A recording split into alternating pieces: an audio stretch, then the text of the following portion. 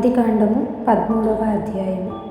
అబ్రాము తనకు కలిగిన సమస్తమును, తన భార్యను, తనతో కూడనున్న లోతును వెంటబెట్టుకుని ఐగుప్తులో నుండి నెగేబునకు వెళ్ళెను. అబ్రాము వెండి, బంగారము, పశువులు కలిగి బహుధనవంతుడై ఉండెను.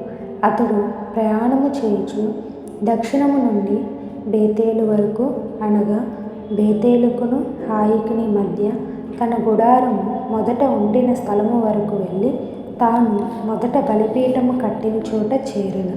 అక్కడ అబ్రాము యెహోవా నామమున ప్రార్థన చేసెను.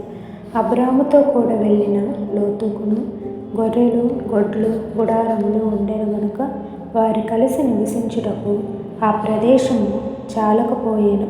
ఎందుకనగా వారి ఆస్తి వారు కలిసి నివసించలేనంత విస్తారమై ఉండెను. అప్పుడు అబ్రాము పశువుల కాపరులకును, లోతు పశువుల కాపరులకును కలహము పుట్టెను. ఆ కాలమందు కనానీయులు, పెరిజ్జీయులు ఆ దేశములో కాపురముండిరి. కాబట్టి అబ్రాము, మనము బంధువులము గనుక నాకు, నీకును, నా పశువుల కాపరులకు, నీ పశువుల కాపరులకును కలహముండకూడదు. ఈ దేశమంతయు నీ ఎదుటనున్నది గదా, దయచేసి నన్ను విడిచి వేరుగా నుండుము. నీవు ఎడమ తట్టుకు వెళ్ళిన ఎడల నేను కుడి తట్టుకును, నీవు కుడి తట్టునకు వెళ్ళిన ఎడల నేను ఎడమ తట్టునకును వెళ్ళుదనని లోతుతో చెప్పగా, లోతు తన కన్నులెత్తి యొర్దాను ప్రాంతమంతటినీ చూచెను. యెహోవా సొదొమ గొమొర్రాను పట్టణములను నాశనము చేయక మునుపు సోయారుకు వచ్చే వరకు అదంతయు యెహోవా తోట వలెను, ఐగుప్తు దేశము వలెను నీళ్లు పారు దేశమై ఉండెను.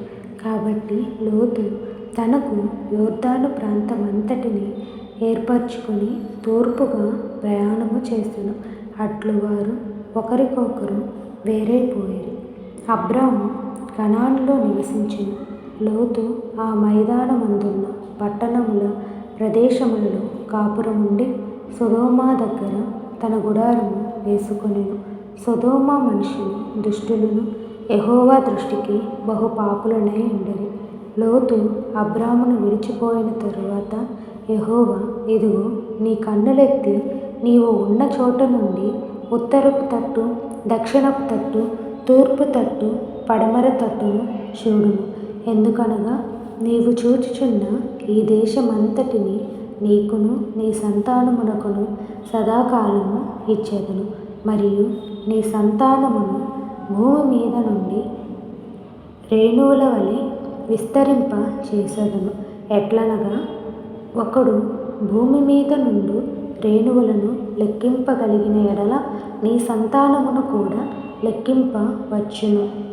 నీవు లేచి ఈ దేశము యొక్క పొడుగును వెడల్పున దానిని సంచరించుము, అది నీకిచ్చేదనని అబ్రాముతో చెప్పెను. అప్పుడు అబ్రాము తన గుడారము తీసి హెబ్రోనులోని మమ్రే దగ్గరనున్న సింధూర వృక్ష వనములో దిగి అక్కడ యెహోవాకు బలిపీఠమును కట్టెను.